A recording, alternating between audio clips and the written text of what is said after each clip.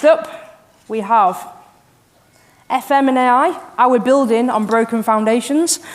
Baskar Sundaram, from the CEO of Baachu. Right, that's me. Baachu, we specialize in FM market intelligence, so nearly 160 plus UK FM suppliers, buyers, investors, property managers. They use us to test the UK market insights. But beyond that, as a strong AI advocate, we partnered with OpenAI way back in 2020, and we have done 18 AI trials in the UK, trained over 2,000 plus proposal professionals on how to use AI. And most importantly, we also released 20 plus cheat sheets, guides on that to begin specifically for FM industry. Having said that, I won't be talking about AI. I'm just going to leave it to our esteemed colleagues, and I'm going to talk about FM. So, I've already talked about this. If you haven't watched our most popular series, which is Why the FM Market is Screwed and Why That's a Good Thing, I strongly suggest you go and have a look.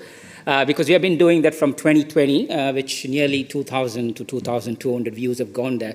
What we are trying to say repeatedly is more and more we are digging deeper and deeper, and that's something that we need to avoid. So I strongly suggest you do that. And Versal is our AI company, so we do AI as a service. So let's begin. So we already talked about data, why data is important and what's happened. From our experience, this is just one thing which I would say, business intelligence before artificial intelligence. It's absolutely important for you to start with data, because why? Data exists in FM. It could be in your CAFM tools. It's also available in your waste, in your cleaning schedules, in your sensors, etc. But the important thing is, where is it? Who owns it? And how accurate is it? And most important thing is it centralized, because we worked with 80 procurements last year alone, and we have submitted nearly 300 proposals, which means we also have access to the contract data, and we also monitor nearly 14,000 FM contracts in the UK. That gives us valuable insights about what people write and what people say in social media and what people actually deliver in the UK market. So primarily, this is just one thing which I would say, which is, start with your data, and remember, data is just the beginning, and there is a journey that you need to go forward from there. So, point number 3, this is just a gist of, we had 74, we started with 12 in 2020, today we have 74 findings of why FM market is screwed, and I'm going to share 10 or 12 from there. It's just a thinking thing, before we go and add another layer of FM into AI, let's just take a step back and do it. Number 1, you would know more and more of, I'm still on the same slide, okay. So you're going to find the number of contracts, have you noticed it? The number of FM contracts in the UK year by year is reducing. Have you wondered why? And number 2 is the incumbency, which is an organization's ability to retain FM contracts is actually at the lowest. There was a time where if this supplier has won this contract, you won't even bid for the contract because the relationship is sticky. Today, anybody can displace anybody, right? It's nothing, it doesn't matter, because that relational touch with the suppliers is pretty low. Maybe that's the post-COVID impact for us. So, and that's a critical thing, which means public sector insourcing, it's pretty much at its peak. And I won't even say it's peak, it's rising. And it's rising in local government, in healthcare. Today it's moving into education schools and also universities, and in selected commercial retail estates, they're bringing it in-sourced as well. What does it tell us? FM service providers are not adding real value, so that we are going to take our value back, right? So these are the underlying principles that we want to cover. The point number 2, look here, I'm just giving this as an example, right? If you go back and look at these companies here, you can go and say how they project themselves, how they project who they are.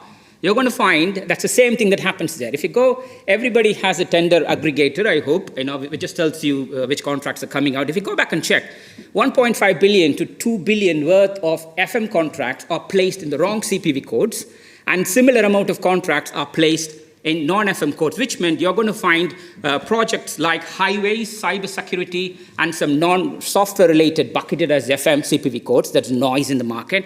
Plus, if you go back and see CAFM, energy, and waste, and similar elements of reporting, not bucketed under FM, which means we are losing this thing, which means it's a huge issue, and as an industry, we just need to fix it, and that's wrongly classified. Number 3, every year around Christmas time, we do, are you staying or are you moving? We used to do that with the FM suppliers, top 80 suppliers. We then started to work with our buyers, the end clients, and start to see the FM supplier's employer branding is at the lowest, which means your frontline heroes, frontline workers, are much more happy to sit with the identity of the end client, which could be your retail estates, or which could be the NHS hospitals or local councils, because they see them a lot more than you. Right? That's something that we need to fix. Number 4, commercial value from commercial value. Today, you think if anybody comes and tells me M&A is growing, means you need to think it's an alarm. FM is being sold off. 23% of UK FM contracts is now owned directly or indirectly by private equity companies. Right? What does it tell you? You are cheap to buy. Why are you cheap to buy? Because your commercial value of the contracts is coming down year on year from 2020, which meant any FM, and today, 90% of the investors who used to work pre-Brexit have exited the market. These are the long-term investors who invest with you, stay with you. Today, it's all about 3 to 5 year flipping cycle. So what that meant, that comes with the experience of how FM is perceived. So these are some of the hard truths. There is a lot more. You can go back and watch it. So I know everyone loves FM, and this is World FM Day. Anybody know when is World FM Day? In May. That's a good sign. Well done. Thank you. Thank you. Thank you. It happens on the second week of May, and this year it's on the 15th May. This is the engagement of World FM Day. How many employees do you think FM has in the UK? 1 in 10, which means it's high 10,000, if 100,000. We got 200 in LinkedIn. 200. Right? We don't even value who we are. This is the time where we show everybody that this is FM, this is what we stand for. Pancake Day. You know when is Pancake Day? Pancake Day in LinkedIn. It's not even Instagram. LinkedIn got 1,200, 6 times more than FM. Right? So one thing which I beg, on this FM Day, please go share your stories. Please go share why I believe, what FM, and see FM and proud. Because it's important for us to punch ourselves up and tell our people this is what we believe. Otherwise, you are just a back office provider. You are just a nobody. You are just we just treat you like that. Right? I'm sorry. I hope you understand what I mean. Right? So let's go. So again, this is another thing. I sit on the procurement table for BSA, and also with the new Procurement Act went live yesterday. Right? I was the only one, because FM is bucketed under professional services. So today, you could see how confused FM just by looking at me. Look at me. I'm wearing a white collar shirt, trying to be a white collar, wearing a blue jacket, wearing a blue shoes. So am I a blue collar or a white collar? That's exactly the same dynamic FM has. Right? Today, we are bucketed as a white collar, but we are not. What does it mean is when I entered the FM procurement roundtable as the only person nominated by the UK government, first question being asked, how come you're here? Because everybody else there is from McKinsey, Deloitte, and funnily enough, many of the FM suppliers today use the same companies to dictate your FM strategy. You know, it's an irony. So important thing there is, if we don't, the market doesn't perceive us as a critical service provider. We know that from the key worker issue that we had in 2020. That continues again. Again, it's the same thing. If we don't value ourselves as a critical worker, nobody will. And that's absolutely important, because we don't have a say within the government, because we are way bottom in the PBS cycle. So let's go. So pandemic, FM tend to accept itself as, I've written the slides in a narrative format because I had a severe eye infection, and I thought if I'm unable to commit, at least you can read it. So it's written there, please do read it. I was angry, so it's,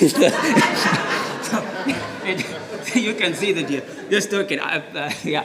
So primarily, what you'll find here is we tend to call our lack of direction as adaptability, right? When COVID started, everybody talked about, oh, we need to clean, we need to do all these things, it's important. When workplace started, today we are workplace, today we are workplace. Then we all jumped into sustainability. Today we all are going to talk about AI. But underlying that, who is going to do the actual FM, right? And that's the evident thing. Some companies are not even using the word facilities management in their website. They don't even want to be called as facilities management. Then who are they? You know, right? So we have an inherent identity crisis. And let me start from there. So, and if you look at it, because we jump from one trend to the other, and this is another thing. If you think why, Yes, COVID has an impact. Yes, we all are working from home. Sometimes we go to the office. But the underlying principle is, if you are a non-operational person, when was the last time you actually visited a site? Right? So you're too far away from any operations. Go back, 2010. Yes, I look young. That's what most people say. But I've been in the industry for 22 years. So what it meant is 2010, 2005, the solutions, the bids that we wrote, look at the quality of what we submit to there. I can guarantee you what we wrote before is a lot more accurate, a lot more sensible, a lot more driven. So what you'll find here is, I don't know whether it's a leadership issue or industry-wide issue, but this is something that we think. We disdain our own operations for some reason. They are not the cool kid anymore. You are here sitting today is only because somebody is running your operations out there. Otherwise, you won't be here, right? If you have a huge crisis, you wouldn't be here, right? But operations is the crux. So whether it's a leadership, procurement, marketing, finance, bids, we all are detached from our ops, and that's something which I strongly suggest we do. So at this stage, I stop and I just wrap up. In a way, key takeaways for this is just for me because I might run out of time. So FM is losing control of its own identity. We aren't shaping our future, we let others to define us. Until FM fixes its foundation, AI is just a buzzword. So that's my midway rant. Let me continue. It gets serious. So do you know what these are? Yeah? What do you think these are?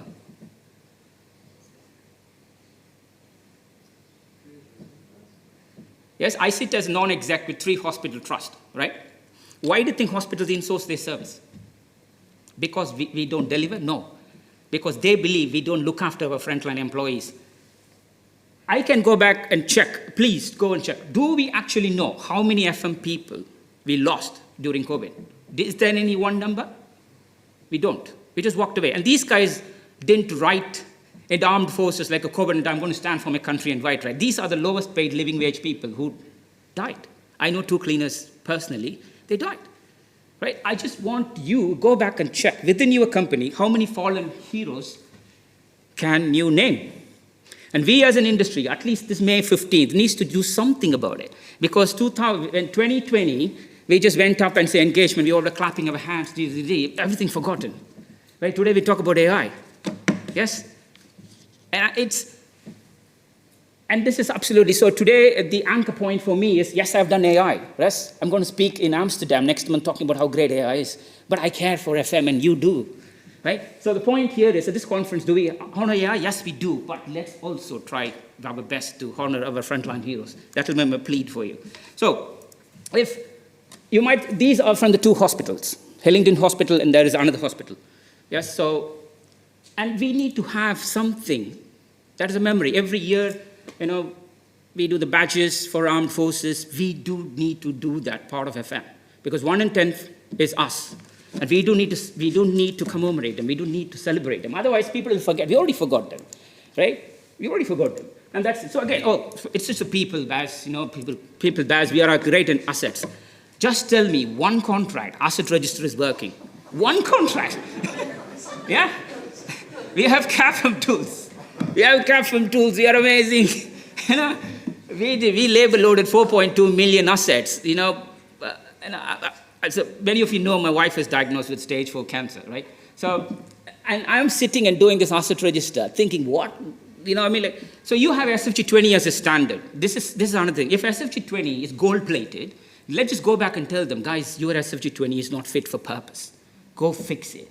Because more and more people come with the SFG 20 standard, then we say, no, that's not how we maintain an asset. This is how we maintain an asset, which means we spend, and the underlying principle is we blame it on the client. We blame it on the tender and say this data is incomplete, it's not accurate, and it's wrong. But remember, that data comes from an FM supplier. Yeah, and so you are telling yourself, sorry, we are not great, So as an industry, don't you think it's something that we need to stand up for and say, hey, we know how to manage your assets. We are just telling them, we don't manage our people, we don't manage your assets. So what do we manage, actually? So, sorry. Right, let's go to the next one. Sustainability, right? It's an industry, and I've been telling it's an industry. Again, we jumped on this bandwagon. If I go and benchmark one supplier sustainability report to the other sustainability report, you know it doesn't match. You know, if I go back and say the same supplier to 5 different contracts, the 5 different contracts measure sustainability differently, it doesn't match. We already let it loose, and still many companies are into net zero and stuff. My big question to you is, it's just 1% adoption in the world now. AI has just been adopted less than 1%. Still, the emission that comes from AI is greater than the country Russia. Right? Every single one of you is going to adopt AI, which is amazing, but who is going to monitor, measure the carbon net zero? If we believe we are great in sustainability, I would start with the speakers today who's going to come today afternoon and say, hey, we have done AI, plus this is our AI impact. I think it's important for us to just say, yes, we are, because tech companies won't do. They will push us towards it, and we need to stand up and say, guys, there is a balance. Right? Do we need AI? Yes, we need AI, but at some point it's not good for us with carbon because we as an FM, we say it's wrong. Otherwise, we all will be jumping in it. So the important thing there is, do we know the environmental cost of AI? If so, let's just go and do it. And again, collectively, preferably, but if not, at least as an individual company. So I'm not even going to go there. We all celebrate IWFM awards, but I'm not a big fan of these things. But I just don't. Anybody from IWFM here? Yes. So, in 2019-20, we track the social media feeds for top 80 companies, and then we benchmark that with what they say outside to what they say inside to just see how much is real, right? So it's sad. I mean, we need to start to encourage the industry bodies like this to just come on and say, hey, yes, there is a team manager, yes, there is an apprentice, yes, there is a team, etc. But we also need to have specific awards for our frontline heroes, because they are the ones who do the work. You can come have a party, have a good night, that's great, but let's bring them on board as well. And the worst thing you see here is the maximum that they get is a LinkedIn selfie from you. Look, we are the only industry in the world. Who just goes and takes a selfie and say, I actually visited my site today, and this is my cleaner, by the way. So nobody else does it, and we just need to avoid it. So the other one is the same story that comes up work, because it's absolutely critical. It's easy because for the marketing team or the HR team can win an awards, but is it a reflection of that? Time and time again, you see there's a lot of data that's available. You can go and win the best employer award, but LinkedIn tells me 50 of your directors have left in 4 months. What does it tell me, right? You just need to start to be more mindful, more human because otherwise people can see it through. Your buyers are a lot more smarter than you. They can connect the dots, right? They can click and say in LinkedIn, you just pay £50 more. It tells you within that 6 months how many employees have won. And here is a feed that comes up and says, we won the best employer award, right? So, yeah. So, I've already talked about it because we don't have the biggest challenge here, which I'm really, really, really scared about, is this. Let me find my notes. I might say something which I shouldn't say. So, I know. So, see. I've already told you, right? Today, FM is shaped by short-term financial interests and outdated industry bodies. So who's actually steering FM? That's the underlying question. Who's actually steering FM? We all are doing whatever we can. Every company does their own thing. Who's actually steering FM? If we don't come with a collective voice, if we don't say that this is what we do, then it's going to be hard. Because there are people who just say that they represent you, but do they? And what they have done. Yes, our newsletter reaches all top 80 chief execs. And we already told it. Not one chief exec has said, we have got some value out of it. Let's go. So the thing is, we know, it's distressed. I think IFM published an article just before December, and I wrote an article, FM is on inflection point for trends and opportunities. If you read it, you will see some details around it. The market is distressed, right? Because the taxation issues and now with all the other issues meant like many companies are distressed. And we already told that FM is not growing, FM is being sold off. So the principle here is, the margins of the companies are at the rock bottom. So the question here is, where is the money going to come from? If FM can't survive for core services, where is the money going to come from for AI? Because it's going to be good for big brands, but what the small brands are going to do. And AI, interestingly, is commoditized. It's actually a lot cheaper. But there is a big survival issue that's happening within our industry, and we are just leaving them to just let go, and it's being scooped off. And you might think, what's happening? See, the larger companies, if you go and check their track record, in the past 5 years, they have grown a lot more by acquisition than by organic growth. It's a lot easier for them to buy another company, boost their numbers, than say, we actually won something, because it's nothing wrong with it. And now it's actually getting, we are getting interest from people whom you shouldn't get interest from. They know the shorters in the financial markets, now they are all over FM. It's much easier for them to take something, bolt up, 3-4 years, buy some tech company, another company, bolt it up and sell it and move on. So we put a dot when any private equity company bids for any projects, for government in particular, because we just want assurance that if they flip and walk away, we still have guaranteed service, right? Because we don't want to take risk on anything. So primarily, AI is there.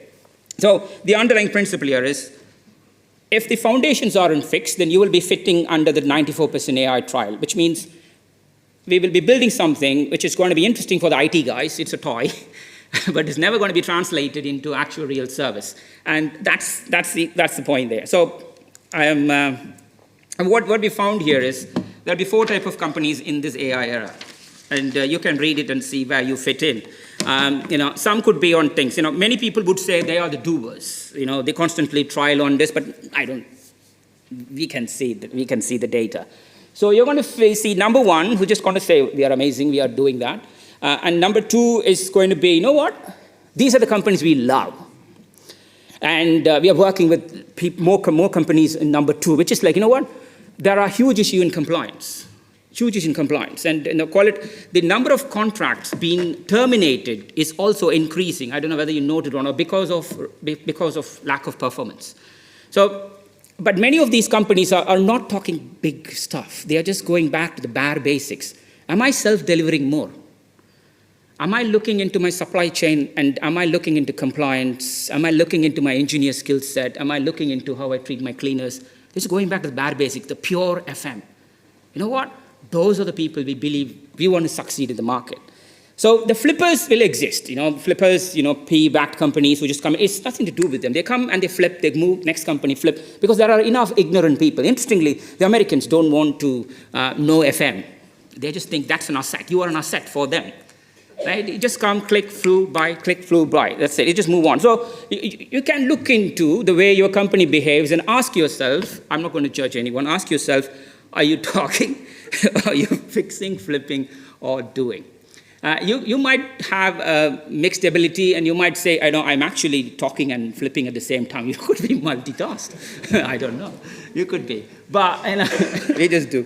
So the underlying point here is, before I start to wrap up, see, I don't even know my own handwriting. 1 second.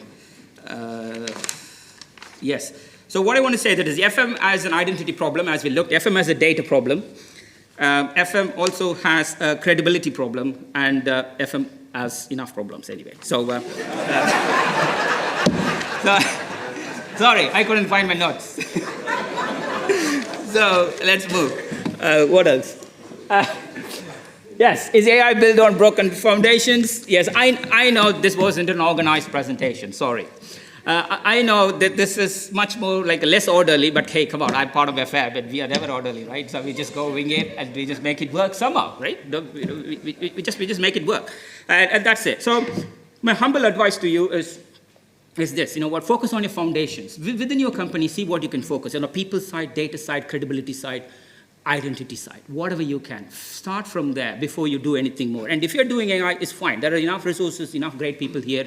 Start a trial, start in a small place, make it work, then ensure you come. Because in many cases, it doesn't trickle through to the wider organization. Test it with operations, do what you can. I think some of the elements that I said today, my coach, my very first boss used to always tell me, at some point when you start to share things that you shouldn't share, people will say your perception of me is a reflection on you. And primarily, I just say, you might be thinking, you might be defensive about it, you might be upset about it. But I just want you to step back and think,